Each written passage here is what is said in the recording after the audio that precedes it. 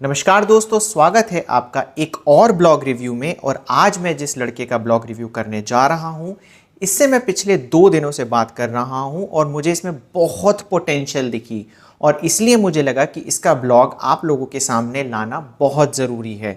और इसका blog review करने के बाद मुझे पता चला कि एक छोटी सी चीज़ जो ये मिस कर रहा है, उस चीज़ को अगर ये पूरा कर ले तो बहुत आसानी से $5-6 हज़ार पर मंथ कमा सकता है। वो छोटी सी चीज़ क्या है वो इस लड़के को मैं अभी नहीं बताऊंगा, लास्ट में बताऊंगा। परंतु अभी हम इसका ब्लॉग रिव्यू करेंगे और इसका ब्लॉग टेक रिलेटेड है और ये ब्लॉग रिव्यू कोई भी देख सकता है, क्योंकि इसमें जो बातें हम करने वाले हैं वो टेक से रिलेटेड नहीं है। आप ये नहीं सोचिएगा कि सिर्फ टेक रिलेटेड बंदों के लिए एप्लीकेबल है।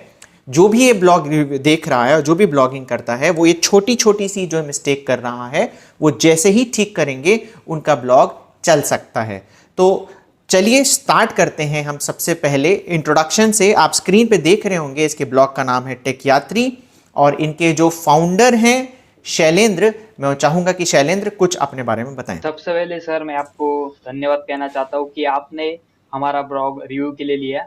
और मेरा इंट्रोडक्शन अगर देना चाहे तो मेरा नाम है शैलेंद्र राजपूत और मैं टेकयात्री.com का को फाउंडर तथा ऑथर हूँ। हमारी एक छोटी सी टीम इस ब्लॉग पर काम करती है। अगर टीम कौन है ऐसा अगर आप पूछोगे तो इस टीम में मेरे दो भाई काम करते हैं, मतलब मुझसे छोटे।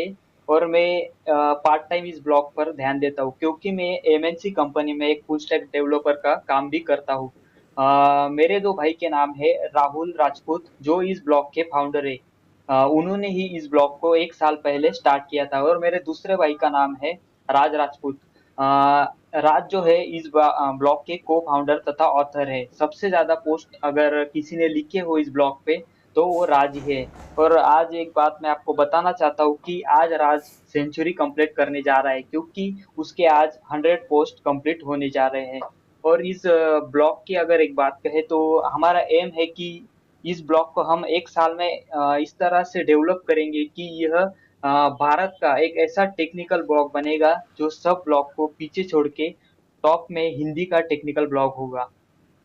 वेरी गुड शैलेंद्र, बहुत अच्छी सोच है आपकी।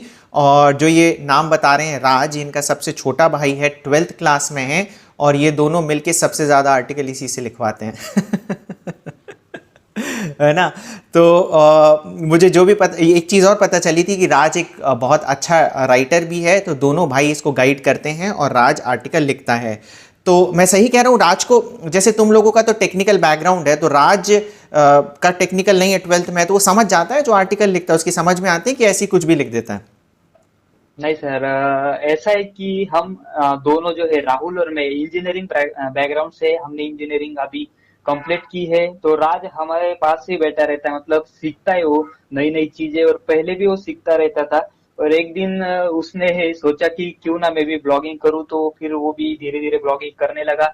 अगर अभी भी इसे अगर कोई प्रॉब्लम आती है टेक्निकल में तो वो हमसे पूछते ही रहता है, हम उसे हमेशा ही हेल्प करते हैं। ओके, एंड एक चीज़ मैं बता दूं, जैसे इसने बोला था कि शैलेंद्र अभी एमएनसी में जॉब कर रहा है, पर सिंस आपको पता है कोविड टाइम चल रहा है तो ये वर्क फ्रॉम होम कर रहा है, इसलिए तीनों भाई इकट्ठे हैं। ओके, तो अब मैं एक चीज़ पूछना चाहूँगा, ये टेक यात्री हिंदी में है करेक्ट? यस। तो आपने हिंदी में ही क्यों चुना ब्लॉगिंग करना? क्योंकि सर आपको पता है गूगल के जो सेमिनार होते हैं उसमें खुद गूगल ने ही कहा कि इंग्लिश में जो कंटेंट है वो काफी ज्यादा इंटरनेट पर भरे पड़े हुए हैं। तो हिंदी की अगर बात करें तो गूगल ने कहा था कि कुछ 0.5 या 4% ही कंटेंट हिंदी में अभी तक मौजूद है। तो हमने सोचा कि क्यों ना हम ऐसा ब्लॉग बनाए जो लोएस्ट कंपटीशन भी हो और पूरे इंडिया में हम ऑडियंस को टारगेट कर सके, इसलिए हमने हिंदी ब्लॉग ही चुना क्योंकि ओके कंपटीशन लो है। ओके, हिंदी में आपको लिखने पढ़ने में कोई प्रॉब्लम नहीं है?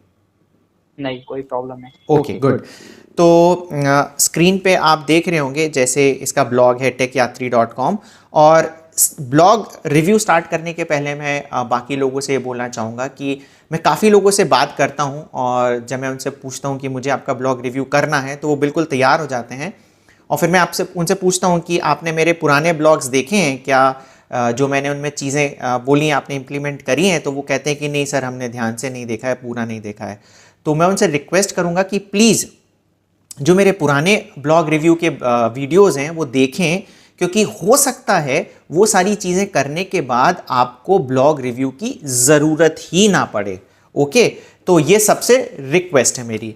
तो चलिए ब्लॉग शुरू करते हैं रिव्यू। और आपको दिख रहा है मेरा स्क्रीन शेयर मैंने करी है शैलेंद्र, आपको दिख रहा है ब्लॉग?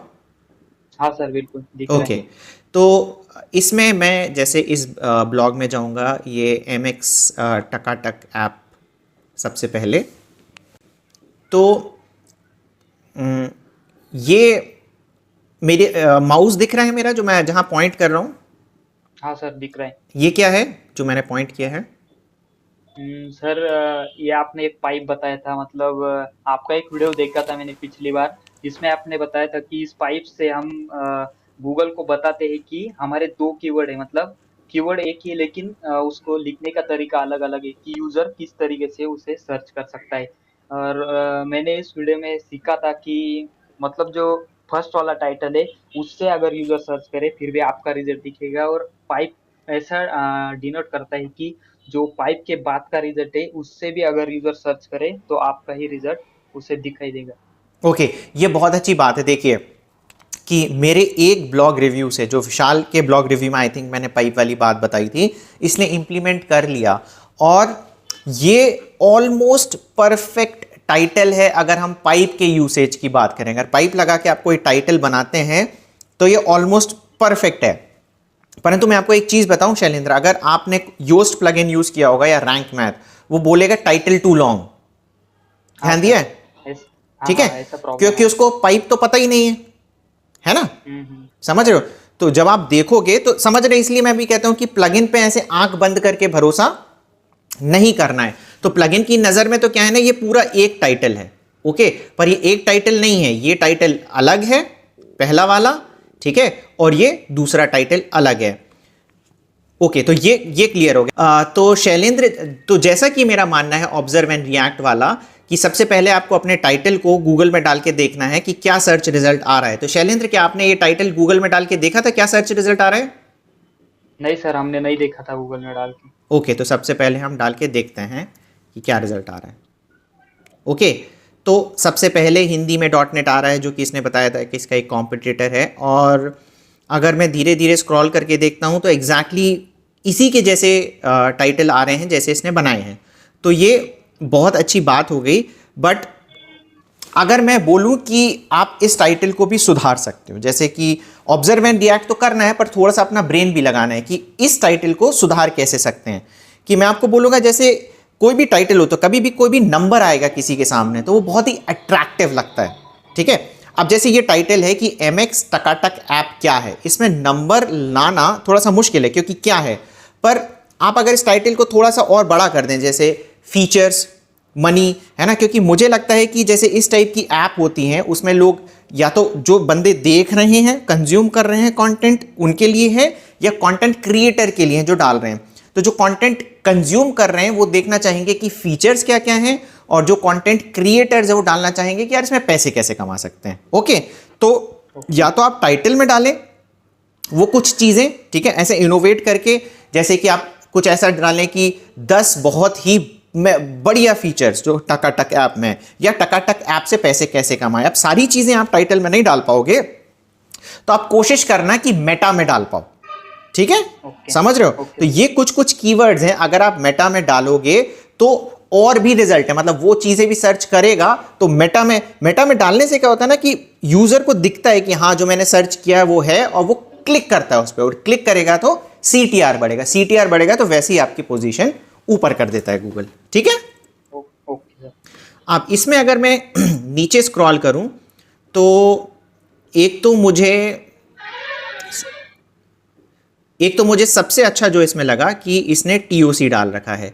ये TOC बहुत ही यूज़र फ्रेंडली होता है। क्यों होता है उसका रीज़न बता रहा हूँ मैं, कि कई बार क्या होता है ना कि लोग पूरा आर्टिकल पढ़ना पसंद करेंगे कि आपने पूरा जो लिखा है, भाई कई बार क्या होता है उसको सिर्फ छोटी सी ही चीज़ देखनी है। फॉर एग्जाम्पल जैसे ये है कि MX टकाटक पर लाइव कैसे आए, फॉर एग्जाम्पल यही पढ़ना है। तो TOC अगर उसे ऊपर दिख जाएगा ना तो यहीं पे वो क्लिक करेगा, जैसे यहाँ पे इसने क्लिक किया और फटाक से वहाँ उस पोजीशन पे आ गए कि MX टकाटक ऐप को लाइव कैसे आए, उस पर्टिकुलर पोजीशन में देखना है। तो वो यूजर खुश होकर आपके पास से जाएगा। ओके, तो ये भी बहुत इंपॉर्टेंट रहता है, इस वजह से टीओसी इंपॉर्टेंट है। और एक चीज मैं आपको और बताऊं कि मेटा में कई बार आप देख रहे होगे, जब सर्च रिजल्ट में आप देखते हो तो मेटा में कई बार ये भी आता है कि जंप टू, मतलब ध्यान दीजिएगा, कई बार लिखा रहता है जंप टू। ध्यान दिया है तुमने, जंप टू कभी आता है? हाँ, ब्राउजर में बहुत बार देखा है ना, जंप टू करके जब आप गूगल सर्च रिजल्ट करते हो तो वो भी टीओसी से ही आता है। तो जैसे अभी मैंने एक चीज बताई थी कि आप 10 फीचर्स ऐसे हैं जो डाल सकते हैं, तो अभी मुझे है ना जैसे मैं टीओसी देखूंगा तो फीचर जैसे आपने डाल रखे हैं कि MX टकाटक ऐप के फीचर्स, पर यहीं पे आप डाल दो कि MX टकाटक ऐप के 10 फीचर्स, तो ये जो आप टेक्स्ट डालोगे ना ये भी हो सकता है कि वहां पे आ जाए। कहां पे? मेटा में। ठीक है, तो मेटा में जब आ जाएगा तो बेसिकली जब यूजर अगर सर्च कर रहा होगा तो भले ही आपके टाइटल में नहीं हो तो वहां जंप टू लिखा हुआ आएगा, तो वो आ सकता है आपके वीडियो में। और दूसरी चीज मैं बताऊं कि जैसे इसमें वो भी नहीं लिखा हुआ, आप इस आर्टिकल को जैसे अपडेट कर सकते हो, थोड़ा सा डेटा ये डाल सकते हो कि MX टकाटक ऐप से पैसे कैसे कमाएं। ओके, ये कंटेंट तो इसमें लिखा नहीं हुआ है ना, नहीं लिखा है ना? हाँ, नहीं, तो ये वाला कंटेंट भी आप इसमें ऐड कर सकते हो।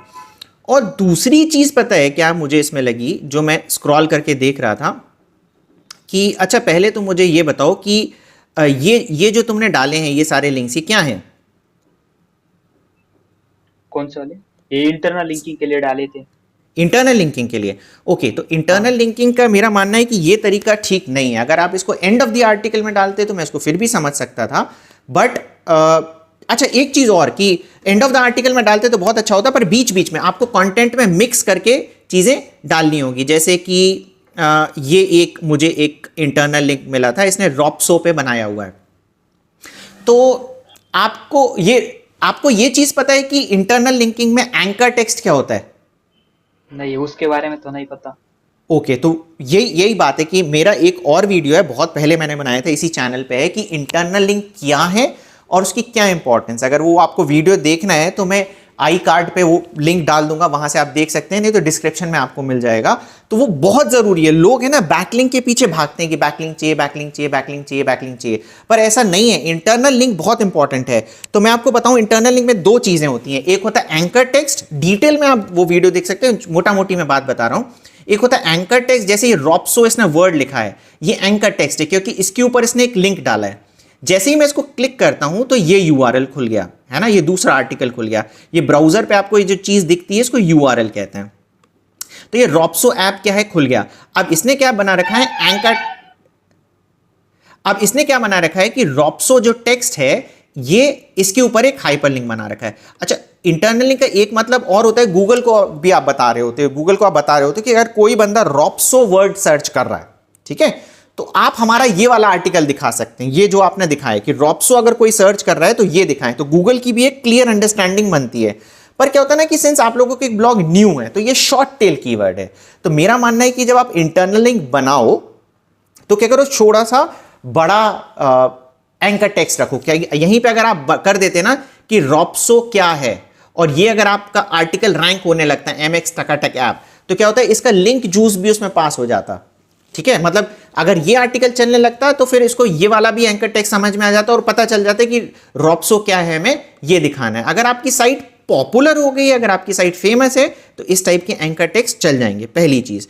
दूसरी चीज, तुम खुद ही देखो कि तुमने ये जो इंटरनल लिंक बनाया है ना, इसमें कितना बड़ा एंकर टेक्स्ट है। तुम गूगल को क्या बता रहे हो कि क्या आदमी सर्च करे तो उस पे आए, कि अगर कोई रॉप्सो ऐप क्या है और रॉप्सो ऐप कैसे यूज करें, हाइफन रॉप्सो फुल रिव्यू इन हिंदी, ऐसा कोई सर्च करेगा? नहीं, ऐसा तो नहीं करेगा, ऐसा सर्च ही नहीं करेगा। ठीक है, तो तुम इसमें यूजर की तो हेल्प कर रहे हो कि कोई यूजर आए तो यहां से पढ़ के चला जाए, पर तुम गूगल की हेल्प नहीं कर रहे समझने में। Getting point? तो तुम्हें सबसे पहले यूजर का ही ध्यान देना है, वो बात सही है, पर अगर साथ में तुम गूगल का भी ध्यान दे दो, देखो गूगल मशीन है, गूगल को भी समझना है, तो एंकर टेक्स्ट से भी वो बहुत सारी चीजें समझता है। ओके, ठीक है। वेबमास्टर में एक्सटर्नल लिंक का भी सेक्शन है और इंटरनल लिंक का भी सेक्शन है, वहां पे भी दिखाता है कि कौन कौन से एंकर टेक्स्ट हैं। कभी ध्यान दिया है वेबमास्टर में ये? नहीं, इस पर तो हम ध्यान ज्यादा नहीं देते थे अभी। ध्यान नहीं देते क्योंकि लेकिन सबसे इंपॉर्टेंट टूल वेबमास्टर है, वहां दिखाता है, वहां पे एक्सटर्नल लिंक जो तुम्हारे पास आ रहे हैं वो भी दिखाता है और इंटरनल लिंक के एंकर टेक्स्ट भी दिखाता है, तो वो देख रहा है कि कौन कौन से आपके एंकर टेक्स्ट है, तो बहुत ज्यादा इंपॉर्टेंट है। मतलब मेरा मेरा मानना है कि इंटरनल लिंक से बड़ा कोई एसईओ पैरामीटर नहीं है। क्लियर शैलेंद्र? Yes yes. और बाकी लोगों से ये है कि इंटरनल लिंक वाला वो मेरा वीडियो जरूर देखें। तो ये इंटरनल लिंक से रिलेटेड बात हो गई, प्लस है ना कि आप बीच बीच में अगर है ना कंटेंट, जैसे ये पैराग्राफ है, इस पैराग्राफ में पढ़ते पढ़ते अगर तुम यहां कहीं किसी एंकर टेक्स्ट में लिंक बनाते ना, तो हाई चांसेस थे लोग इस पे क्लिक करेंगे, ठीक है ना, क्योंकि वो फ्लो में पढ़ रहे हैं। जैसे देखो ये फ्लो में पढ़ रहे हैं, अचानक से कोई दूसरी सी चीज आ गई तो क्लिक नहीं करेगा, मेरा मानना है ना। आर्टिकल खत्म हो जाता तो भले ही क्लिक कर लेता, तो इस चीज का ध्यान रखना है। ओके। ठीक है, तो इसमें क्या होगा ना, तुम्हारा बाउंस रेट भी बढ़ रहा होगा, मतलब लोग क्लिक ही नहीं कर रहे होंगे इस पे, हाँ, बाउंस रेट बढ़ रहा है ना। तो ये चीज बहुत ज्यादा इंपॉर्टेंट है। अब ये इस आर्टिकल से रिलेटेड बात हो गई। और एक चीज जो अभी एक्चुअली मुझे यहां पे दिख नहीं रही, जो मैं क्योंकि खोल चुका हूं इसकी साइट को, पर पुश नोटिफिकेशन का है ना, एक मुझे तुम स्नैपशॉट दे देना शैलेंद्र, हाँ, ठीक है, जो तुम्हारा आ रहा था। तो इसने पुश नोटिफिकेशन क्या होता है ना, कि कोई बंदा आपकी साइट पे आता है तो आप उसको बोलते हो कि अगर आपको हमारे पसंद आया कंटेंट तो आप हमें सब्सक्राइब काइंड ऑफ कर लें, तो आगे तुम जितने भी पोस्ट डालोगे उसको दिखते रहें। तो इसका जो पुश नोटिफिकेशन था ना, उसमें दो चीज़ रहती हैं, यस और नो, कि आपको करना है कि नहीं करना है। तो सिर्फ यस ही ऑप्शन था, नो था ही नहीं, ऐसा था क्या? हाँ, हमने वो जुगाड़ करके डॉट डाल दिया था उसमें, एक है ही ना। Option disable. तो जब मैंने पहली बार तुम्हारे ब्लॉग पे आया और मैंने देखा, मैं इरिटेट हो गया। अगर मुझे तुम्हारा ब्लॉग रिव्यू नहीं करना होता ना, मैं छोड़ के चला जाता। मतलब ये तुमने एक ऐसी चीज डाल दी थी जिससे बाउंस रेट बहुत ज्यादा बढ़ सकता है, बहुत खराब हो सकता है तुम्हारा बाउंस रेट, ठीक है। तो इन छोटी छोटी टेक्निकल चीजों का हमें ध्यान रखना है। और मतलब एक तरीके से तुम अपने यूजर को उल्लू बना रहे हो, ठीक है। तो यूजर को उल्लू बनाना ठीक चीज है? नहीं, बिल्कुल नहीं। नहीं ना। तो उसको ऑप्शन दो नो का, कि भाई हाँ, हम उसको ऑप्शन देना चाहिए कि पसंद नहीं है। मतलब तुम उसे ऐसी जबरदस्ती करवा रहे हो कि नहीं, हमारा आपको सामान लेना ही पड़ेगा, लेना ही पड़ेगा। फॉर एग्जाम्पल, आपकी शॉप पे कोई बंदा आया, ठीक है, आपकी मिठाई की दुकान पे कोई बंदा आया और वो कहता है कि मुझे 2 किलो काजू कतली चाहिए। आप उसकी कॉलर पकड़ लोगे कि भाई काजू कतली तो नहीं है, पर मेरे को दूसरी मिठाई तेरे को ले जानी पड़ेगी, और आगे जितनी मिठाई आएंगी वो हम तेरे घर में पैम्पलेट भी भेजेंगे, तेरे को लेनी पड़ेंगी वो। तो करोगे ऐसा? नहीं, बिल्कुल नहीं। है ना। तो तुम यूजर से ऐसे ही करवा रहे हो, और ये इंडिकेशन गूगल के पास जा रहा है, कहीं ना कहीं से क्रोम में वो पता चल जाएगा उसे कि तुम ऐसा कर रहे हो, ठीक है। चेंज तो कर ये देंगे। चीज ओके। बिल्कुल भी नहीं करना है। अच्छा, अब एक चीज मैं और पूछना चाहूंगा तुमसे कि तुम ऑन एन एवरेज कितने ब्लॉग लिख रहे हो आजकल डेली? डेली के ब्लॉग की अगर बात करें तो पहले तो हम एक ही लिखते थे, बाद में 2 लिखने लग गए। और आप भी अगर बात करें तो दिन के 3 ब्लॉग हम पब्लिश कर रहे हैं। ओके, तो ये है ना, अच्छी चीज़ है कि तुम लोग अपना शॉर्ट टर्म गोल है उसको इंक्रीज करते जा रहे हो, कि पहले 1 2 3। पर मेरा मानना है कि आर्टिकल लिखते तो जाओ ज़्यादा ज़्यादा ज़्यादा, उसमें कोई इशू नहीं है, बट तुम्हें जो पुराने तुम्हारे आर्टिकल्स हैं उनको ठीक भी करना है, ठीक है ना। तो एक ये भी बनाओ कि तुम्हारा जो गोल होना चाहिए कि 3 आर्टिकल अगर तुमने लिखे नए, सिंस तुम लोगों के काफ़ी आर्टिकल हो चुके हैं already, I think 200 something publish कर चुके हो ना तुम, हाँ, है ना। 170। Yes yes. 170 समथिंग पब्लिश कर चुके हैं। तो तुम अगर 3 आर्टिकल पब्लिश करो तो तुम्हारे पुराने 3 आर्टिकल भी ठीक होने चाहिए, ठीक है। उनको जो अभी तुम्हारे करंट के स्टैंडर्ड है, जैसे तुम्हें अभी इसमें एक चीज पता चली कि एमएक्स टकाटक ऐप किससे पैसे कैसे कमाए, तो तुम्हें देखना पड़ेगा कि पिछली जो इस टाइप की एप्स हैं जिसमें पैसे कमाए जा सकते हैं, तो तुमने उसमें क्या अर्निंग के बारे में डाला है कि नहीं डाला है। क्लियर? ओके। ठीक है। तो ये सारी चीजें जरूरी है कि नए आर्टिकल डालना जरूरी है, पर पुराने आर्टिकल की सफाई भी बहुत ज्यादा जरूरी है। ओके। और जो तुम आर्टिकल सेलेक्ट कर रहे हो, जैसे 3 आर्टिकल लिख रहे हो, वो नए टॉपिक्स हैं या पुराने टॉपिक्स हैं? सर, ऐसा है कि जब हमने ब्लॉग नया ही स्टार्ट किया था तब एडसन नहीं था। उस टाइम में हमने यूनिक आर्टिकल लिखने स्टार्ट किए थे। यूनिक आर्टिकल के लिए हमने टॉपिक गूगल क्वेश्चन आपसे लिए थे, लेकिन एक बार हमें एडसन मिल गए, उसके बाद हमने सोचा कि अब कुछ कॉम्पिटिटिव कीवर्ड पे आर्टिकल लिखते हैं जिससे कि ट्रैफिक आए। तो अब तो ज्यादा यूनिक पे नहीं लिखते हम, मतलब ऐसे कीवर्ड पे लिखते हैं जो ट्रैफिक ला सके ब्लॉग के लिए। ओके क्योंकि है ना देखो तुम लोगों ने ना 176 आर्टिकल लिख दिए हैं। 176 अगर तुम्हारे यूनिक आर्टिकल्स होते ना तो अभी तुम्हारे पास 10,000 पेज व्यूज पर डे के होते। ओके। समझ रहे हो? अभी क्योंकि हाँ। मैं इससे बात कर चुका हूं तो मुझे पता है अभी 10,000 पर मंथ है, मतलब 300 पर मंथ है। अगर यूनिक होते ना तो 10,000 पर डे हो जाते। ओके अब देखो मैं फायदा बता रहा हूं कि क्या होता है कि अगर तुम यूनिक आर्टिकल लिखोगे तो बैकलिंक बनाना भी बहुत आसान है। क्यों बैकलिंक बनाना आसान है? कि फॉर एग्जाम्पल तुमने कुछ नया टॉपिक आया, एमएक्स टकाटक ऐप मानो बिल्कुल नई नई आई होती तो ना कोरा पे कुछ उसके बारे में लिखा होता, ना उसके बारे में विकीपीडिया पे लिखा होता। पहले तुम अपने पास आर्टिकल लिखते, फिर तुम कोरा के पास जाते, वहां पे लोगों ने जो क्वेश्चंस पूछे हैं उनके आंसर करके अपने लिंक डालते, विकीपीडिया में अपना डेटा कंट्रीब्यूट करते। ओके तो मेरा मानना है कि बैकलिंक से इतना फर्क नहीं पड़ता, पर उस बैकलिंक से ट्रैफिक जो आ रहा है उससे फर्क पड़ता है। तो अगर तुमने फ्रेश कंटेंट लिखा होता ओके और कोरा से तुम्हारे पास वहां से ट्रैफिक आता, विकिपीडिया से तुम्हारे पास ट्रैफिक आता, तो ये एक बैकलिंक 100 बैकलिंक के बराबर है। समझ रहे हो? ठीक है। यस और सर। फ्रेश कंटेंट लिखोगे तो बैकलिंक अपने आप बनते हैं। ठीक हाँ है। सर। क्या तुम्हारा एक्सपीरियंस है कि इस बैकलिंक अपने आप बनते हैं? हाँ सर, एक्सपीरियंस तो आ रहा है, मतलब अभी ब्लॉग थोड़ा फेमस हो रहा है, रैंकिंग बढ़ रही है ना, तो ऑटोमेटिकली कुछ बैकलिंक बन रहे हैं हमारे लिए। ओके तो आप गाइस देखिए, जो लोग बोलते हैं कि नहीं बैकलिंक बनाने पड़ते हैं, 300 पेज व्यूज इसके पास आ रहे हैं, इन्होंने मेहनत करी, बहुत अच्छे आर्टिकल लिखते हैं तो ऑटोमेटिक बैकलिंक बन रहे हैं, कुछ नहीं कर रहे हैं। ठीक है। तो हाँ। बैकलिंक हाँ। बनाने की स्ट्रैटेजी ये है कि नया कंटेंट लिखो। अब है ना बहुत सारे मुझसे लोग पूछते हैं कि भाई ट्रेंडिंग टॉपिक्स पे लिखे कैसे। तो पहला तो इसी ने बोला क्वेश्चन हब। अब इसको जब तक एडसेंस का अप्रूवल चाहिए था, इसने क्वेश्चन हब पे लिखना चालू कर दिया। ओके एडसेंस का अप्रूवल मिला, कॉम्पिटिटिव पे आ गया, पर इतना ट्रैफिक नहीं आ रहा जितना ये लिख चुका है। ओके तो क्वेश्चन हब, जैसे मैंने पहले भी बताया था कि गूगल खुद कहता है कि डेली 15% ऐसी सर्चेज होती हैं जिसका आंसर गूगल को नहीं पता है और वो क्वेश्चन हब में है ना। मैं पहले भी ये चीज बोल चुका हूं और लोग कहते हैं कि क्वेश्चन हब पे एक वीडियो बनाओ। मैं डेफिनेटली बनाऊंगा क्योंकि मैं एक्सटेंसिव रिसर्च कर रहा हूं कि उस पर कैसे बनाना चाहिए। और ये वीडियो बनाने में भी बहुत टाइम लगता है मुझे, 2-2.5 दिन मैंने इससे बात करी, रिकॉर्डिंग कर रहे हैं, फिर एडिटिंग होगी। तो मैं चाह रहा हूं कि पूरा क्वालिटी कंटेंट बने, जो आए पूरा क्वालिटी कंटेंट बने। तो क्वेश्चन हब का वीडियो जरूर आएगा। और दूसरी चीज जो हम लोग फॉलो करते हैं, मैंने देखा है आज तक कोई फॉलो नहीं करता है, गूगल अलर्ट्स। पता है तुम्हें शैलेंद्र क्या होता है? नहीं, उसके बारे में तो नहीं पता। गूगल अलर्ट्स के थ्रू हमें पता चलता है कि हमें कैसे ट्रेंडिंग टॉपिक्स पे लिखना है। अब अगर मैं गूगल अलर्ट्स के बारे में बताने बैठ गया तो 3 घंटे लग जाएंगे। तो अगर आपको चाहिए कि गूगल अलर्ट से हम कैसे ट्रेंडिंग टॉपिक्स पे ट्रैफिक लेके आते हैं तो प्लीज कमेंट बॉक्स में हमें बताएं। अगर आप लोगों का इंटरेस्ट हुआ तो मैं उस पर भी वीडियो बना के लाऊंगा, तो वहां से आपको पता चलेगा कि कैसे कंटेंट बनाना है। ओके। तो सर, मुझे एक क्वेश्चन था बैकलिंक से, जब हम बात कर रहे थे, मेरा एक बैड एक्सपीरियंस है बैकलिंक को लेकर। जब हमने ये साइट स्टार्ट की थी techyatri.com, उसी समय हमने दूसरी एक साइट स्टार्ट की थी, मतलब दोनों सेम टाइम पे स्टार्ट की थी। तो उस साइट पे हमने एक ही महीने में 3000 से ज्यादा बैकलिंक दे दिए थे, तो गूगल ने हमारी साइट पैनलाइज कर दी थी। तो बैकलिंक कितने समय बाद देनी चाहिए, कितने देनी चाहिए, इसका कोई आइडिया नहीं है देखो हमारे पास तो। देखो तुमने बैकलिंक बनाना चालू कर दिया। ओके।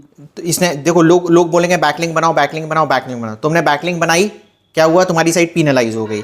इसमें तुमने backlink I think come focus किया होगा, उसमें बहुत ज़्यादा बैकलिंक नहीं बनाई। मेरा मानना है बैकलिंक पे फोकस मत करो। बैकलिंक जैसे मैंने बताया कि नए फ्रेश कंटेंट पे लिखो, कोरा पे के पास जाओ, विकीपीडिया के पास जाओ, वहां से ट्रैफिक लिखो, बस दैट्स इट। और कुछ नहीं करना। नेचुरल बैकलिंक बनेंगे आपके। तुम्हारे बन रहे हैं कि नहीं नेचुरल बैकलिंक? हाँ, बन रहे हैं अभी तो। सिर्फ 300 का तो ट्रैफिक है तुम्हारा पर डे, हाँ बिल्कुल।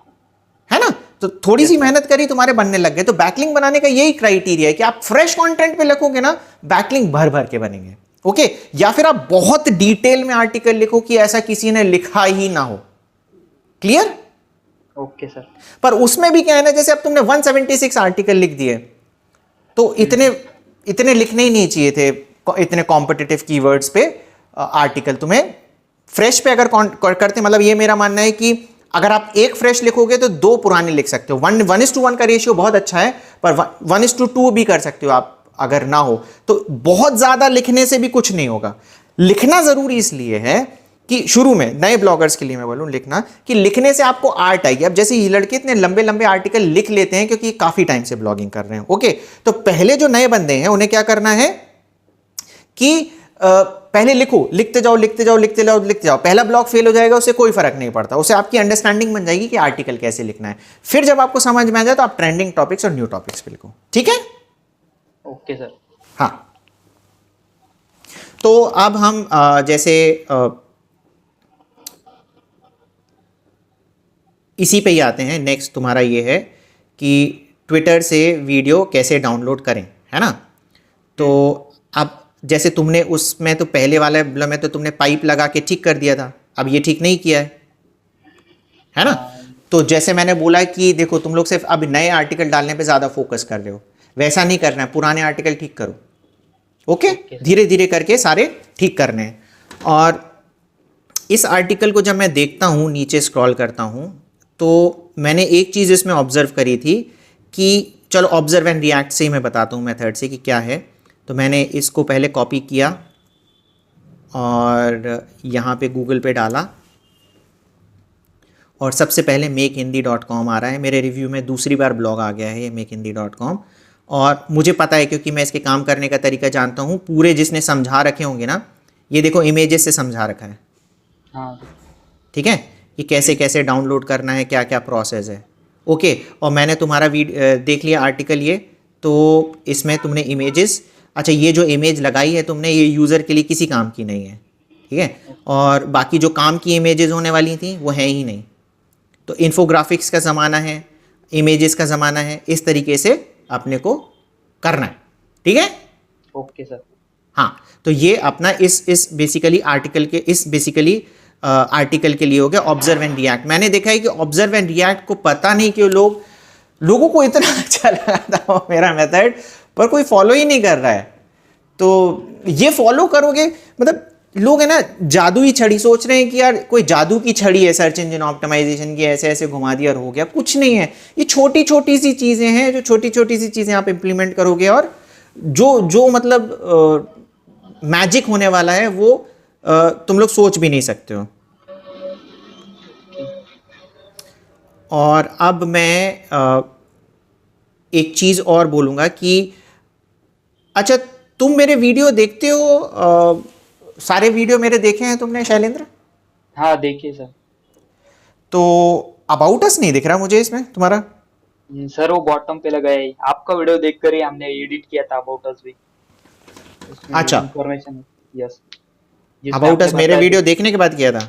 हाँ, जिसमें आपने बताया था कि गूगल से कुछ भी इंफॉर्मेशन छुपानी नहीं, तो हमने पूरी इंफॉर्मेशन डाल दी इसमें। Okay okay okay okay, very good. तो है ना, चलो जैसे इस लड़के ने इम्प्लीमेंट किया, मतलब मैं वही चाह रहा हूँ कि मेरा वीडियो देखो और फिर चीज़ें इम्प्लीमेंट करो। तो मुझे काफ़ी अच्छा लगता है कि जो बंदा मेरे वीडियो अकेला देखता नहीं है, इम्प्लीमेंट भी करता है। पर मेरा एक और एडवाइस है तुम्हें कि अबाउट अस पेज को है ना हेडर पे ही डालो। क्यों? क्योंकि देखो अबाउट अस पेज क्यों इंपॉर्टेंट है, क्योंकि ईट नामक एक एसईओ क्राइटेरिया है जो गूगल खुद ही बोलता है, बहुत जोर जोर से बोलता है कि ईट इंपॉर्टेंट है। और जो ईट है वो नए ब्लॉगर के लिए नहीं है, वो थोड़ा जो सीजन्ड पुराने ब्लॉगर हैं उनके लिए। तो अब तुम्हारे पास मानो ट्रैफिक आने लग गया, तो ईट में कोई है ना ऑटोमेटिक पेनाल्टी नहीं लगती। वो उनके कुछ बंदे उन्होंने बिठा के बैठे हैं जो तुम्हारी साइट पे आएंगे, तुम्हारे अबाउट अस को जाके देखेंगे। सबसे पहला काम उनका तुम्हारा अबाउट अस पेज जाके देखना होता है। तो वो इंसान है, तो उनका काम आसान कर दो कि अबाउट अस हेडर पे डाल दो। ठीक है ना, क्योंकि उनसे गलती हो सकती है। ऊपर ही उन्हें देखना चाहिए कि अबाउट अस पेज क्या है। ठीक है? ओके, चेंज करने की। हाँ, और अभी एक और चीज़ मैंने तुम्हारी ऑब्जर्व करी थी, मैं तुम्हें बताता हूँ कि जैसे ये आर्टिकल है, इस आर्टिकल में अगर मैं नीचे जाता हूँ तो एक बहुत अच्छी चीज़ तुमने डाल रखी है, ऑथर बायो। ठीक है, जैसे ये इनके छोटे भाई राज ने लिख रखा है। अच्छा, ये जो वेबसाइट है, ये किसकी वेबसाइट है जो मैं बता रहा हूँ नीचे? हमारी टेक3। ये तुम्हारी है? तुमने हाँ। चेंज कर दिया, HTTPS दिखा रहा है इसमें। नहीं, ये राहुल का आर्टिकल था, वो दूसरा वाला। अच्छा, वो राहुल के आर्टिकल में था, रुक जाओ फिर। हाँ, अच्छा भाई, टकाटक। ये वाला आर्टिकल हटा दे, टकाटक वाले में आ जाए। हाँ, टकाटक कहीं दिखे थे ना, हाँ हाँ, यस। चल। तो अच्छा, एक और चीज़ मैंने जो ऑब्जर्व करी थी कि इसके हम जैसे ऑथर बायो में हम आते हैं तो जैसे MX टकाटक वाला मैं मिस कर गया था एक चीज़ बताना इनको, कि मैं इनके ऑथर बायो में जब आता हूँ तो शैलेंद्र ये तुम्हें दिख रहा है ये वेबसाइट जो राहुल के नीचे लिखी हुई है, हाँ दिख रहा है। ये किसकी वेबसाइट है? हमारी है tk3.com। तुम्हारी तो HTTPS है, मुझे सिक्योर दिख रहा है ऊपर, इसमें तो HTTP लिखा है। हाँ हाँ, एक गलती हो गई इसमें, SSL का यस बाकी रह गया। ये छोटी गलती नहीं है, ये बहुत बड़ी गलती है। देखो गूगल मशीन है, उसको HTTP और HTTPS उसके लिए दोनों डिफरेंट है। तुम्हारे लिए अगर मैं इस पर क्लिक करूंगा ना तो रीडायरेक्ट होकर HTTPS पे चली जाएगी, ओके। बट तुमने उसको बता दिया कि तुमने बताया कि राहुल राजपूत नामक एक बंदा है जो जिसकी है HTTP वेबसाइट, और जब वहां जाते हैं तो वो मिलती ही नहीं है क्योंकि रीडायरेक्ट होकर वो HTTPS पे आ गई है। तो मतलब राहुल राजपूत की जो वेबसाइट है वो है ही नहीं, तो ये एक फ्रॉड है। समझ रहे हो कितनी बड़ी गलती है? ये एक बहुत ही छोटी सी चीज है जो आदमी इग्नोर भी कर सकता है, परंतु मशीन है गूगल, ओके। तो आपको ये चीज समझने की जरूरत है कि अगर HTTPS है तो हर जगह HTTPS ही होना चाहिए, और HTTP है तो हर जगह HTTP ही होना चाहिए, ओके। ओके सर, समझ गया। अच्छा, अब मैं एक और आर्टिकल जो मैंने इसका निकाल के रखा था कि व्हाट्सएप से पैसे कैसे कमाएं, तो इसमें जो मुझे सबसे अलग सी चीज़ लगी थी, इसके TOC में मुझे दिख रहा है ये #1 लिखा हुआ है। ये #1 क्या है?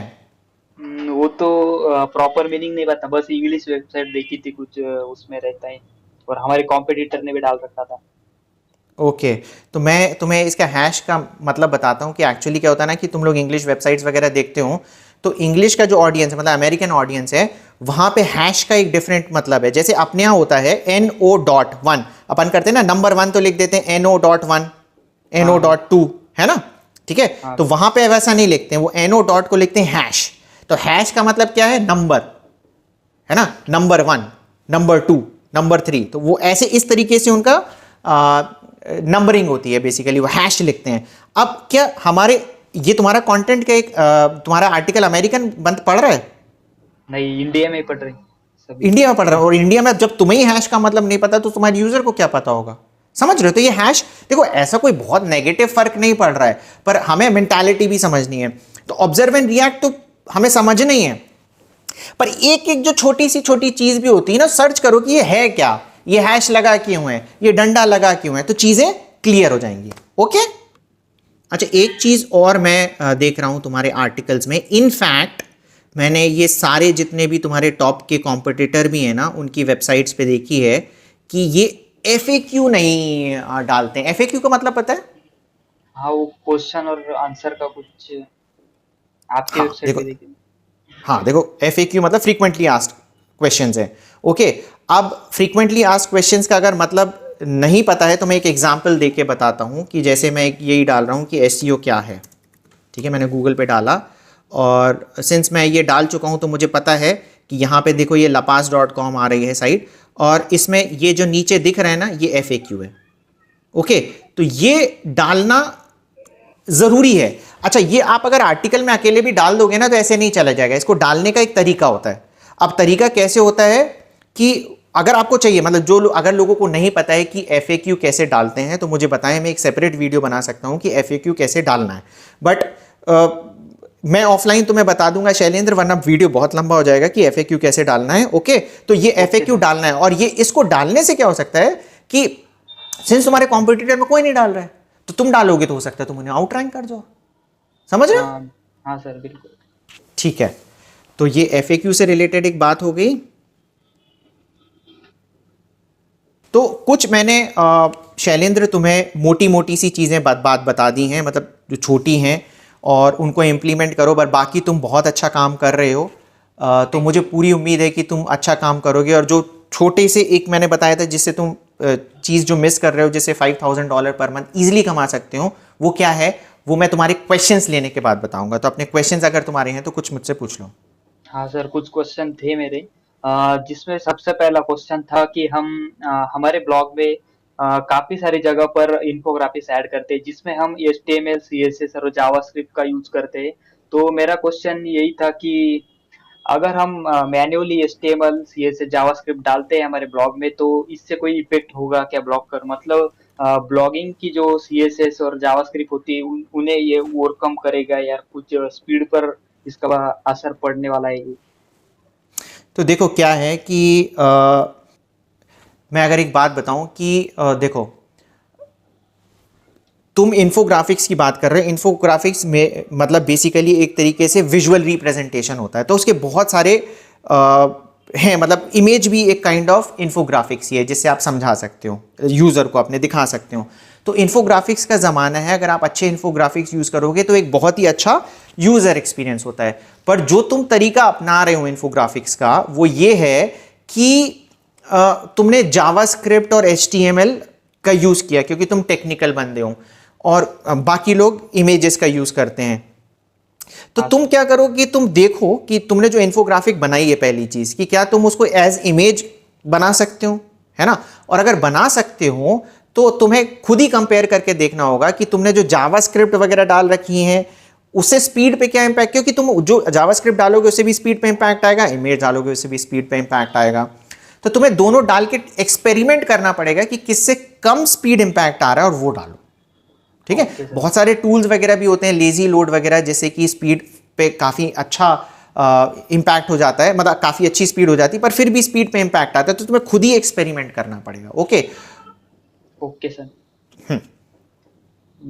सर मेरा दूसरा क्वेश्चन ये था कि जो गूगल डांसिंग होती है मतलब पोस्ट अगर हम डालते ही कोई तो पोस्ट फर्स्ट पेज पे दिखने लगता है हमें, फिर 2-3 दिन बाद पोस्ट गायब होता है, फिर थोड़े दिन बाद फिर से उसी पोजीशन पे दिखने लगता है। अगर हम पोस्ट को अपडेट भी करें तो ये प्रॉब्लम आता है गूगल डांसिंग का कि पोस्ट हमारी फर्स्ट पेज पर रैंक कर रही होती है लेकिन अपडेट करने के बाद वो फिर से गायब हो जाती है और फिर 8 या 10 दिन के बाद उसी पोजीशन पे दिखने लगती है। तो ये प्रॉब्लम क्यों होता है? गूगल डांसिंग ये टर्म पता कहाँ से चला? सर हमने ऑब्जर्व किया था। मतलब कहीं पढ़ा है गूगल डांसिंग? नहीं, ये डांसिंग नाम तो हमने ऐसे ही दे दिया था कि वो डांसिंग टाइप होता है इसलिए। मतलब मुझे इतनी हंसी आ रही है, पता अब मुझे लग रहा है कि ये जो तुम प्रॉब्लम बता रहे हो ना, एक्चुअली ये बहुत ही कॉमन प्रॉब्लम है। बहुत सारे लोग मुझे पूछ भी चुके हैं कि कई लोगों के साथ उल्टा होता है, वो कहते हैं कि अपडेट करते हैं ना, नया आर्टिकल रैंक नहीं करता, अपडेट करते तो रैंक कर जाता है। अब जैसे तुम बोल रहे हो कि रैंक कर रहा होता, मैं अपडेट करते तो पीछे चला जाता है, फिर आ जाता है। तो ये इसका रीज़न एक्चुअली अगर मैं ब्रीफ में थोड़ा सा समझाऊँ उसका क्या है कि गूगल को तुम्हारी लैंग्वेज तो समझ में नहीं आती, उसको HTML समझ में आती है। तो जैसे ही तुम लोग कुछ अपडेट की बटन दबाते हो तो क्या होता है कि पीछे कुछ HTML में चेंजेस होते हैं। ओके। और वो सिंस तुम्हारी कुछ थीम वगैरह में अगर कुछ प्रॉब्लम है या कुछ है तो क्या है, एक्स्ट्रा HTML उसमें डाल देता है, तो गूगल को समझने में थोड़ी सी प्रॉब्लम हो जाती है। तो समझने में प्रॉब्लम हो जाती है तो कुछ टाइम के लिए उसको डी इंडेक्स कर देता है। ठीक है। और फिर जैसे ही समझ में आती है उसको वापस इंडेक्स कर देगा। ओके। तो इसके बहुत सारे रीजंस हो सकते हैं, कोई एग्जैक्ट एक रीजन नहीं है। तो ये हम है ना ऑफलाइन बैठ के भी डिस्कस कर लेंगे कि क्या तुम्हारे साथ रीजन हो सकते हैं, और बाकी लोगों को अगर ये गूगल डांसिंग का इशू आ रहा है तो प्लीज कमेंट बॉक्स में बताना, तो मैं फिर डिटेल में समझूँ इसका, तो मैं समझ लूंगा और फिर मैं डेटा भी कलेक्ट करूंगा कि कितने लोगों को ये प्रॉब्लम आ रही है और कितने को नहीं आ रही। पर मोटा मोटा ये है, या तो कोई झोल झाल कर रहा हो, ठीक है ना। कुछ बहुत सारे ऐसे लोग हैं ना जो ब्लैक हैट टेक्निक का काम कर रहे होते हैं और उसकी वजह से हो जाता है। मैंने इसके साथ बात करी है, मुझे पता है ये ब्लैक हैट वाला काम नहीं करता है, तो उसकी वजह से भी होती है। कई बार क्या होता है ना, कुछ आपने किसी सेटिंग वेटिंग के साथ छेड़खानी कर दी, प्लगइन के साथ, थीम्स के साथ, तो उस वजह से ये चेंजेस होते हैं। ठीक है। Okay sir. सर अगला क्वेश्चन ये था कि हमने जो पोस्ट लिखे काफी सारे पोस्ट ऐसे जो इंग्लिश कीवर्ड पर रैंक कर रहे और हमें लगता है कि उन कीवर्ड की वजह से हमारी जो वेबसाइट है उस पर बाउंस रेट काफी तेजी से बढ़ रहा है। ओके तो देखो। उसके तो उसके लिए हमें ये पोस्ट जो है निकाल देनी चाहिए, रहने देनी चाहिए? अच्छा, निकाल दें? नहीं नहीं नहीं नहीं, देखो तुम्हें क्या करना है, तुम्हारे जो भी कीवर्ड है जिससे तुम्हारी साइट रैंक कर रही है, सबसे पहले उसको गूगल पे डालो, ऑब्जर्व एंड रिएक्ट। ओके। देखो कि तुम्हारी तो वेबसाइट आ रही हो, बाकी लोगों की जो वेबसाइट आ रही है वो इंग्लिश में आ रही है कि हिंदी में आ रही है। ठीक है। अगर इंग्लिश में आ रही है तो तुम अपना पूरा कंटेंट इंग्लिश में कन्वर्ट कर दो। ओके। जैसे तुम बोल रहे थे नहीं इंग्लिश बहुत कॉम्पिटेटिव है, बहुत कॉम्पिटेटिव, पर तो तुम आने लग गए, और इंग्लिश कंटेंट लिखने में प्रॉब्लम है। नहीं सर। सर लेकिन मुझे एक क्वेश्चन था, अगर हमारी वेबसाइट हिंदी में और उस कंटेंट को हम इंग्लिश में कन्वर्ट कर दे तो उससे कुछ प्रॉब्लम नहीं होगा? नहीं नहीं नहीं, देखो एक वेबसाइट में तुम कितनी भी लैंग्वेज में काम कर सकते हो, उससे कोई प्रॉब्लम नहीं है, बस एक आर्टिकल में मल्टीपल लैंग्वेज मत डालो। Okay sir. ठीक है ना। तो ये है, तो एक एक एक आपको देखना है कि आपका यूजर किस लैंग्वेज से खुश है। ओके, तो आप इंग्लिश में कन्वर्ट कर दो, पर मेरा मानना ये है कि मोस्ट प्रॉब्ली वो प्रॉब्लम नहीं होगी तुम्हारा बाउंस रेट बेसिकली बढ़ने की। बाउंस रेट बढ़ने का मैंने तुम्हें बताया था कि इंटरनल लिंकिंग तुम्हारी ठीक नहीं है, प्लस तुमने जो पुश नोटिफिकेशन वाला झोलझाल कर रखा है, ठीक है, उससे तुम्हारा बाउंस रेट पे फर्क पड़ेगा। तो इससे इससे कोई फर्क नहीं पड़ता है, तुम्हारा कीवर्ड रैंक कर रहा है, ये बहुत ज्यादा इंपॉर्टेंट है। ठीक है, बाकी देखो, अगर बाकी लोगों ने इंग्लिश में लिखा है तो इंग्लिश में लिख दो, कोई इशू नहीं है। और हिंदी में भी हिंदी में अच्छा एक चीज कर सकते हो तुम, देखो कि कोई बंदा जो आ रहा है वो कितने टाइम तक स्टे कर रहा है। ठीक है, अगर वो 30-35 सेकंड, जैसे उस आर्टिकल में एनालिटिक्स में जाना, और वो अगर 30-35 सेकंड तक उस आर्टिकल में रह रहा है, इसका मतलब है वो तुम्हारे कंटेंट से खुश नहीं है। कंटेंट से खुश होने नहीं होने का मतलब एक लैंग्वेज भी हो सकता है कि वो एक्सपेक्ट कर रहा है कि इंग्लिश में, है ना। अगर 2-2.5 मिनट या उससे ज्यादा, 5 मिनट तो बहुत ही अच्छा टाइम होता है, अगर 2-2.5 मिनट भी अगर स्टे कर गया 3 मिनट के आसपास, इसका मतलब है कि वो खुश है तुम्हारी लैंग्वेज से, फिर कुछ करने की जरूरत नहीं है। क्लियर? Okay sir.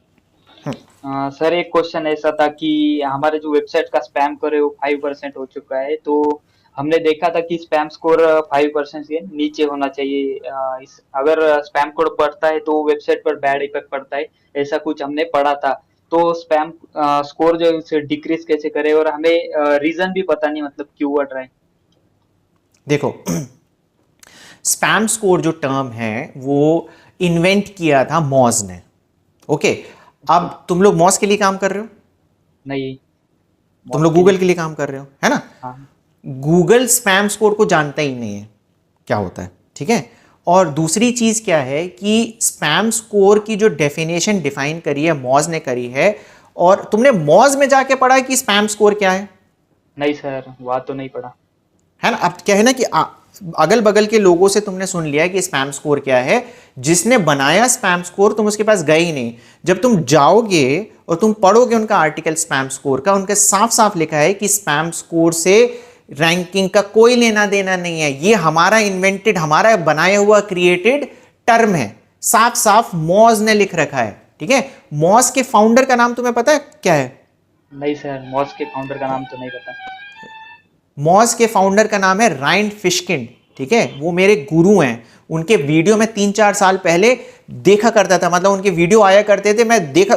इतने नॉलेजेबल बंदे हैं ना, इतने नॉलेजेबल बंदे हैं, वो बहुत अच्छी इंफॉर्मेशन दिया करते थे। मैं रायन फिशकिंड को देखता था, मैं मैट कट्स को देखता था। ओके, तो पॉइंट क्या है कि रायन फिशकिंड का ये कहना है कि स्पैम स्कोर उन्होंने बनाया है, इसके गूगल की रैंकिंग से कोई लेना देना नहीं है। ओके, अब क्या हो रहा है मार्केट में, क्या चीज फैल गई कि स्पैम स्कोर, अच्छा स्पैम स्कोर का क्या क्राइटेरिया है उनका कि है ना, कुछ गंदे बैकलिंक अगर बन जाएंगे तो आपका स्पैम स्कोर बढ़ जाएगा। अब उस स्पैम स्कोर को ठीक करने के लिए आपको अच्छे बैकलिंक बनाने पड़ेंगे, मतलब आपको बैकलिंक के माया जाल में फंसा देंगे, ठीक है। मतलब आप, और बैकलिंक आपको देखने अच्छे हैं बुरे हैं, तो आप क्या करो, मॉज लो, ठीक है। तो बेसिकली उन्होंने एक ऐसा प्रोडक्ट बना दिया है कि आपको फिर ले दे के मॉज लेना पड़ेगा, जबकि उसका कोई लेना देना है कुछ नहीं है। मैं आपको बताऊं, दीपावली एक सक्सेसफुल ब्लॉग है कि नहीं है? हाँ सर, बिल्कुल है। उसका स्पैम स्कोर कितना है? स्पैम स्कोर तो चेक नहीं किया था सर। 50% है, ठीक है। अभी किसी बंदे ने मुझे कमेंट, मैं तो चेक नहीं करता हूं, अभी किसी बंदे ने बताया कि सर आपकी दीपावली वेबसाइट का तो 50% स्पैम स्कोर है। तो मेरे को 50% स्पैम स्कोर है, मेरे पास तो ट्रैफिक आ रहा है हाँ सर, तभी भी टॉप का ब्लॉग है, इतना है स्पैम ना, स्कोर। ठीक है। इतना तो स्पैम स्कोर से कोई फर्क नहीं पड़ता, ये स्पैम स्कोर एक क्रिएटेड कंटेंट है बेसिकली। मॉज ने बनाया ये टर्म, फिर उसको कहीं पे भी आपने लिख भी दिया अपने आर्टिकल में कि इसको कोई लेना देना नहीं है, पर कुछ यूट्यूबर्स ने उसका ऐसा बना बुनू के मतलब एक मार्केट क्रिएट कर दिया है कि ये करना है, वो करना है, फलाना है, ढिकाना है, क्रिएट। तो उसको पर कोई ध्यान देने की जरूरत नहीं है। हाँ सर, बिल्कुल यूट्यूब पे ही देखा था हमने। हाँ, राइन फिशकिन को देखो ना, मॉज पे जाके देखो, समझ में आ जाएगा, क्लैरिटी।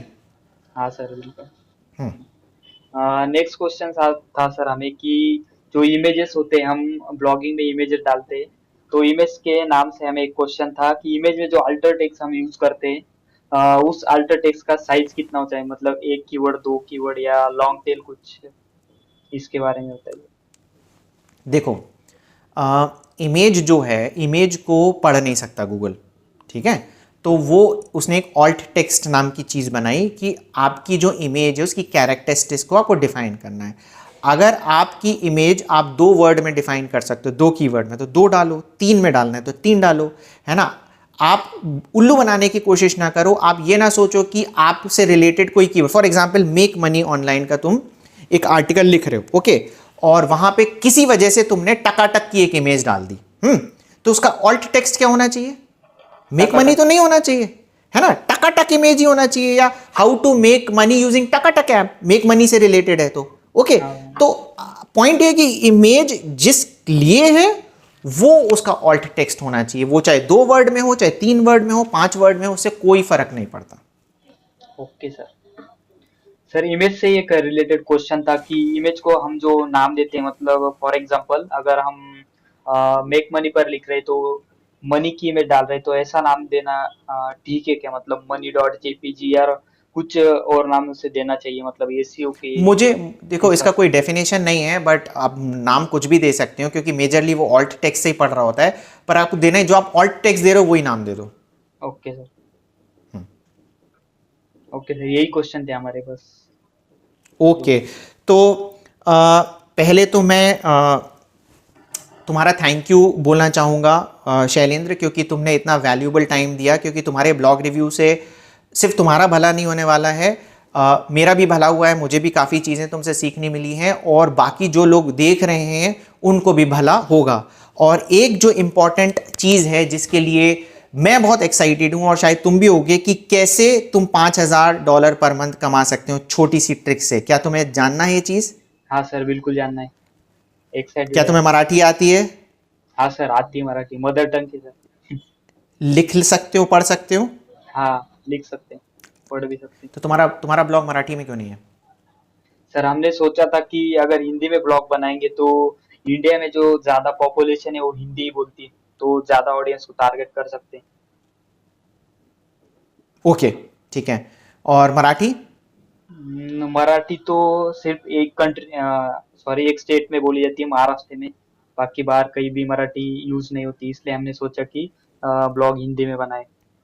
ओके, तो मैं इसका है ना तुम्हें बताता हूँ कि अभी है ना मेरे एक मराठी ब्लॉगर से बात हुई, तो उसने क्या है 3 महीने में उसने 1000 पेज व्यूज़ अटेन कर लिए मराठी लैंग्वेज में, ओके। और जो कीवर्ड्स भी थे ना वो कॉम्पिटिटिव कीवर्ड्स, अगर हिंदी के टर्म में हम बात करें तो मैं शॉक्ड था। और उसने बोला कि सर मेरा ब्लॉग रिव्यू कर दो। मैंने कहा करते हैं, मैंने कहा रिकॉर्ड करूँगा। उसने कहा नहीं सर रिकॉर्ड मत करो, मेरे कीवर्ड्स लीक हो जाएंगे। तो मैंने कहा नहीं यार, मैं ऐसे सेल्फिश काम नहीं करूँगा, मैं वही करूँगा जो सबके लिए भला हो। तो अब वहाँ से मुझे पता चला कि उस बंदे ने जो आर्टिकल लिखे थे ना, वो उसको आर्टिकल लिखते आते ही नहीं है, ठीक है ना। इतनी एसईओ मिस्टेक्स थी, इतनी एसईओ मिस्टेक्स थी। उसको पता है एडवांटेज क्या मिल रहा था? क्योंकि मराठी में कंटेंट लिखा ही नहीं गया है, ओके। तो टेक्निकल भी मराठी में कंटेंट नहीं होगा जो तुम लिख रहे हो। अगर यही कंटेंट जो तुमने 176 लिखे हैं ना, ये कॉम्पिटिटिव है, अगर तुम मराठी में लिख रहे होते, आज तुम्हारे पास 5000 6000 पेज व्यूज मराठी से आने लगते। समझ रहे हो? कहो उससे भी ज्यादा आने लगते, क्योंकि किसी ने लिखा ही नहीं है, ठीक है। तो सबसे पहला काम तुम्हें क्या करना है, मराठी लैंग्वेज पे काम करना है। और ये जो टेक रिलेटेड होते हैं ना टॉपिक्स, इनका आरपीएम भी बहुत अच्छा है। इसको अभी ये सिर्फ 10,000 पेज व्यूज में ही $60 पर मंथ कमाने लग गया है, ओके। तो सिर्फ और ये एडसेंस से कमा रहा है। तो मैं कह रहा हूं जब मराठी लिखोगे ना तो तुम्हें इतना फायदा मिलने वाला है, और फ्री फंड के फिर, क्योंकि तो किसी ने लिखा नहीं है तो बैकलिंक भी बहुत बनेंगे। तो तुम या तो यही इसी का एक सब डोमेन ले लो, या एक दूसरा ब्लॉग बना लो जो मराठी रिलेटेड हो और कंटेंट लिखना चालू कर दो। और अगर तुम्हारा मराठी रिलेटेड चल गया कंटेंट, जो कि चलेगा ही चलेगा, तो उसकी डोमेन बन गई। वहां से तुम अपने जो मेन ब्लॉग्स हैं, ये हिंदी वाला है, उसको लिंक दे सकते हो कि अगर आपको for example Takatak app Hindi में पढ़ना है तो यहां आ जाए।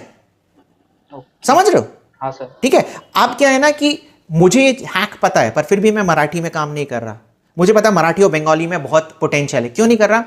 क्योंकि मराठी मुझे समझ में नहीं आती। मैं कंटेंट राइटर को अगर हायर भी करूंगा ना तो मैं उसको समझा नहीं पाऊंगा प्रॉपर्ली कैसे लिखना है, क्या लिखना है।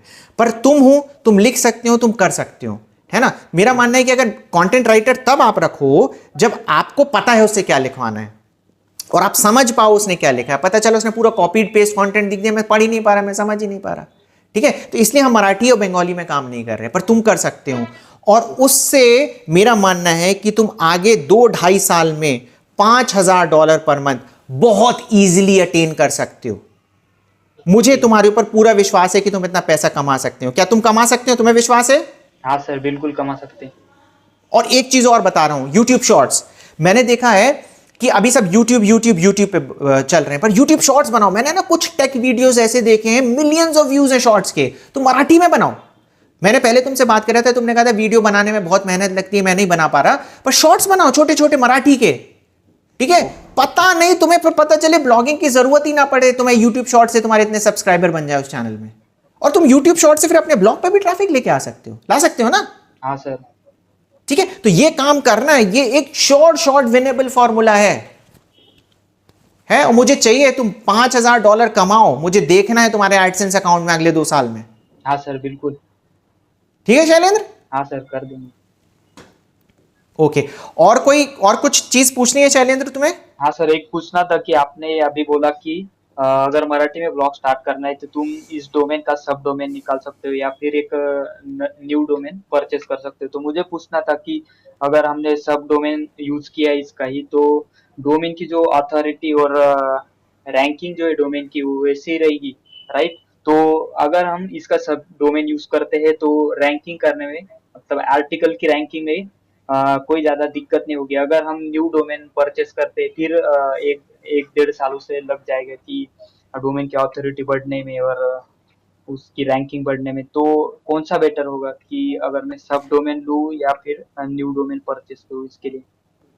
देखो, मैं जितनी भी चीज़ें बताता हूँ ना यहाँ पे, मेरे एक्सपीरियंस के बेसिस पे बताता हूँ। मैंने आज तक कभी सब डोमेन पे काम ही नहीं किया, क्योंकि सब डोमेन पे आदमी तभी काम करता है जब बेसिकली उसके पास अगर लैंग्वेज से रिलेटेड बात करें तो और किसी लैंग्वेज में काम कर रहा हो। तो हम सिर्फ हिंदी और इंग्लिश में काम करते हैं और हमने डिफरेंट डोमेन्स ले रखे हैं। तो सब डोमेन का मुझे कुछ भी आइडिया नहीं है। रिसर्च मैं कर सकता हूँ, मैं देख सकता हूँ क्या अच्छा है क्या नहीं है, बट पॉइंट ये कि अगर मुझे नॉलेज नहीं है तो मेरा बताना ठीक नहीं रहेगा। और मुझे लगता है, मतलब मेरा एडवाइस यही रहेगी कि सब डोमेन से पता नहीं क्या फ़र्क पड़े ना पड़े, तुम नया डोमेन ही ले लो जिसमें मराठी वर्ड भी अगर तुम्हारे यूआरएल में चला जाए। और क्योंकि देखो अभी कंपटीशन नहीं है, तुम खुद ही जाके देख लेना कीवर्ड डाल के कि कितना लोग आ रहे हैं। अभी तुम हिंदी में डालोगे तो तुम्हें पता है बहुत कंपटीशन हो चुका है हिंदी में भी, टेक में, है ना? तो तुम मराठी में जाके चेक करना कि कितना कंपटीशन है कितना नहीं है, तो तुम कुछ भी डालोगे आएगा तुम्हारा ब्लॉग, ठीक है? और तुम लोग को आर्टिकल लिखते आता है। मैं इतना कॉन्फिडेंट तुम्हारे लिए इसलिए हूँ क्योंकि तुम्हें टेक आर्टिकल, पहली चीज तो टेक समझ में आता है और टेक आर्टिकल तुम लोग लिखना जानते हो। हाँ सर। ठीक है, ओके। क्लियर? हाँ सर, स्टार्ट करेंगे हम। ओके, तो इस वीडियो को मैं यहीं पे एंड करूंगा और मुझे पूरी उम्मीद है कि इस वीडियो ने पूरी वैल्यू प्रोवाइड करी होगी सारे नए ब्लॉगर्स के लिए। और जो भी बंदे इस वीडियो को अभी यहाँ तक देख रहे हैं उनको थैंक यू वेरी मच। मैं एक चीज़ बोलना चाहूँगा कि ज्ञान बांटने से बढ़ता है। अगर आप मेरा ये वीडियो देख रहे हैं और YouTube में लोग कमेंट कर रहे हैं तो प्लीज़ उनका रिप्लाई करें, क्योंकि मेरी नज़र जाती है। विशाल मेरे कमेंट्स का रिप्लाई करता है, पर सिंस उसका रिव्यू हो गया है तो आप कह सकते हैं कि वो सेल्फिश है, कर रहा है। बट मैं कुछ लोगों को और देख रहा हूँ, जैसे कीप स्माइलिंग करके एक दीपांकर दास करके बंदा है, ये दोनों भी बहुत हेल्प कर रहे हैं, मेरी नज़र जाती है उन पे, ठीक है? तो आप करें, बाकी लोगों की भी आप पे नज़र जाएगी। हमें इस कम्युनिटी को स्ट्रॉन्ग करना है, हमें सेल्फिश नहीं बनना है। ओके, तो अगेन जिसने वीडियो यहाँ तक देख लिया है प्लीज़ हमारे वीडियो को लाइक करें, हमारे चैनल को सब्सक्राइब करें और हमारे वीडियो को शेयर भी करें। Thank you very much.